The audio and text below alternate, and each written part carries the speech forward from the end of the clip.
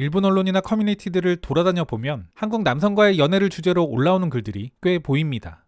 얼마 전에도 관련된 기사를 소개드린 바가 있는데요. 오늘은 저번에 이어 실제 연애와 관련된 기사를 가져와 봤습니다.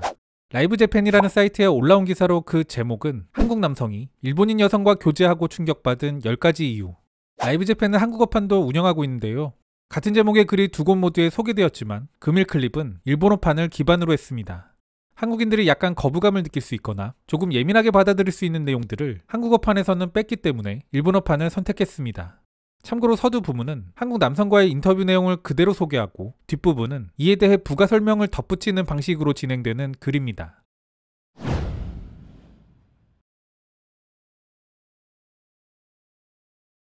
같은 아시아권임에도 불구하고 애정 표현이 적극적이라는 이미지를 갖고 있는 한국 남성. 한국 드라마 등에서 볼 수 있는 여성을 지키려는 남자다운 모습이나 단련된 다부진 몸매. 이런 한국 남성들의 모습에 마음을 빼앗긴 적이 있다는 일본 여성들이 많다. 한국은 가까운 이웃 나라지만 문화와 가치관 등 크게 다른 부분도 많다. 그래서 이번에는 일본인 여성과 교제해 결혼에 성공한 한국 남성에게 일본인 여성과 교제하면서 느낀 차이점에 대해 인터뷰해보았다. 본 글은 인터뷰에 응한 분의 개인적 경험을 토대로 한 것임을 미리 밝혀둔다. 아내와의 연애 시절, 데이트 비용은 물론 제가 부담하려고 했습니다만 더치페이를 해도 좋다고 해서 깜짝 놀랐습니다. 솔직하게 말하자면 실질적으로 도움도 됐고 기뻤습니다. 한국에서도 데이트 비용을 남성들이 항상 100% 부담하는 것은 아니다. 다만 보통 여성에 비해 남성들이 더 많은 비용을 지불한다. 우리에게는 별것 아닌 것 같지만 더치페이를 해도 된다고 말하는 것만으로도 한국 남성을 감동시킬 수 있다. 한국에서는 보통 동거를 해도 이에 대해 공개하지 않습니다. 또한 결혼 전에 그 사람과 맞는지를 확인하기 위해 하는 동거 역시 일반적인 연애 형태는 아닙니다. 특히 부모들도 이를 별로 달가워하지 않으며 특히 학생 신분이라면 부모님께는 비밀로 해야 합니다. 일본에서는 대학을 다니며 동거하는 커플이 그다지 드물지 않다. 하지만 한국에서는 이에 대해 당당히 밝히는 것은 쉽지 않은 일인 듯하다. 부모와 떨어져 대학에 다녀도 왕래하는 일이 잦기 때문에 숨기는 것도 쉽지 않다. 동거를 하지 않는 만큼 엄청나게 연락을 자주 취하는 것이 한국인 커플들의 모습. 소소한 많은 것에 대해 공유하고 적어도 하루에 4-5차례는 연락한다. 일본인이라면 이런 연애에 대해 조금은 부담스러운 느낌을 갖는 사람도 있을지 모르겠다. 일본 여성은 귀엽다는 말을 좋아하는 사람이 많은 것 같습니다. 반면 한국 여성들은 예쁘다는 말을 더 좋아하는 것 같습니다. 일본 여성들의 패션에서 흔히 볼 수 있는 리본이나 레이스 등을 한국에서 하고 있다고 생각하면 조금 거북한 느낌입니다. 카와이 문화로 유명한 일본. 나이보다 젊고 귀엽게 보이는 편이 더 기쁘다는 사람들도 많을 것이다. 이런 경향성은 카와이 지상주의인 일본만의 특성일지도 모르겠다. 한국은 대학 생활이나 취업 전선 등에서 경쟁이 매우 심한 탓인지 한국 여성들은 강하다고 생각합니다. 뭐든지 자신이 스스로 한다는 느낌이랄까요? 반면 일본 여성은 강한 느낌보다는 상대적으로 순수한 이미지가 제게는 있습니다. 한국에서는 꽤 열심히 공부를 하지 않으면 취직이 어렵다는 현실적 문제가 있다. 그리고 대학에 진학해서도 1년 정도는 영어권에서 유학하는 것이 당연하다고 한다. 학생 시절부터 그러한 경쟁적 분위기 속에서 지내고 있는 한국 여성에 비해 일본 여성들이 상대적으로 차분해 보이는 것은 무리가 아닐 것이다. 우리말로 번역했을 때 흔히 귀엽다라고 하는 카와이는 실제 일본인들에게서 무척 흔하게 들을 수 있는 말입니다. 다만 카와이를 귀엽다와 똑같이 등치시키기에는 다소 부족한 면이 있습니다. 즉 우리의 귀엽다는 말보다 좀 더 넓은 어감을 갖고 있는 말인데요. 귀엽다는 어감에 더해 예쁘다는 어감도 함께 섞여 있다고 보시면 됩니다. 특히 성인 여성에게 카와이라는 말은 예쁘다는 어감으로 보는 게 좀 더 자연스럽습니다. 이것은 여성에게만 국한된 것은 아니지만 일본인들은 정말 작은 일에도 감사하다고 표현합니다. 어찌 보면 대단하다는 생각도 듭니다.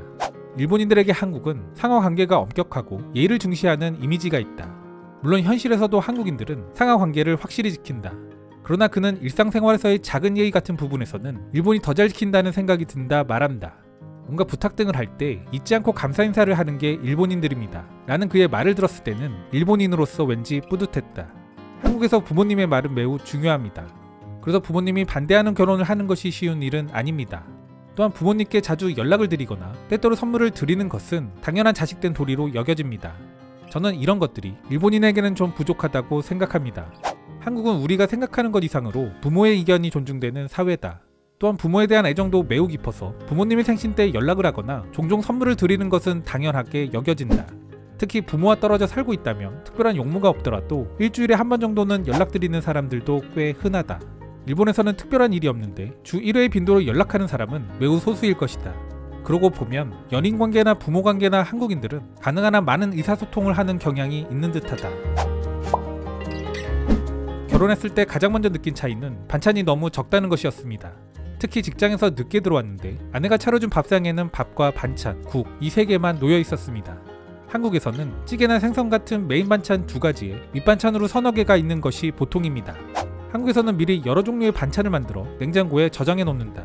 이러한 차이점은 한식당에 가보면 확실하게 느낄 수 있다. 가게 안으로 들어가 자리를 잡자마자 여러 종류의 나물과 김치가 당연하다는 듯이 빠르게 나온다. 이런 한국식 식단을 준비하는 것은 어찌 보면 꽤 큰일일 수도 있겠다.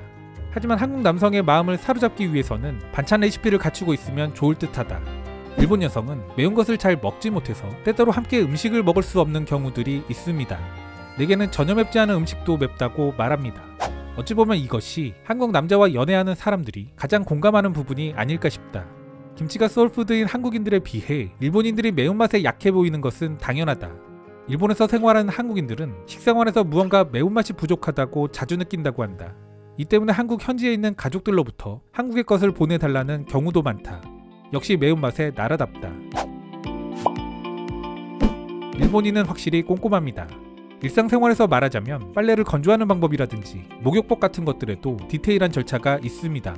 저는 개인적으로 디테일한 것을 좋아하기는 합니다만 그런 것을 강요하지는 않았으면 좋겠습니다.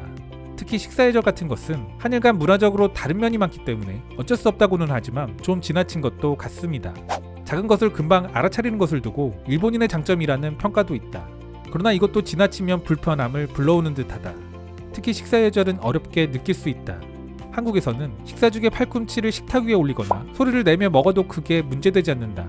하지만 일본에서는 NG. 이런 부분들을 지적받는다면 좀 힘들 수도 있겠다는 생각이 든다. 직장에서도 일이 잘 안 될 때를 대비해 2번째 대안 정도만 생각해두면 충분한 상황인데도 일본에서는 3번째, 4번째 대안까지 생각해두지 않으면 일이 진행되지 않는 시기입니다. 이것은 일본인으로서 조금 뜨끔한 지적일지 모른다. 꼼꼼한 것도 좋지만 지나치게 신중해 실천의 타이밍을 놓치게 된다면 이는 분명 마이너스다.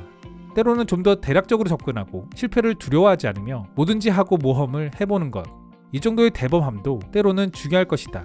개인적으로 가장 좋아하는 점은 아이가 어떤 사람이 될지 결정하는 데 있어서 아이의 결정을 존중해 준다는 점입니다.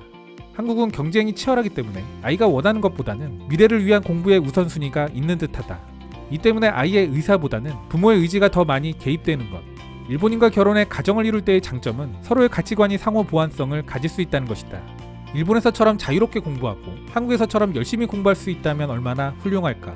자라온 환경과 문화가 다른 사람끼리 함께 생활해 나간다는 것은 결코 쉬운 일이 아니다. 그래서 상대에 대한 배려와 이해는 필수적이다.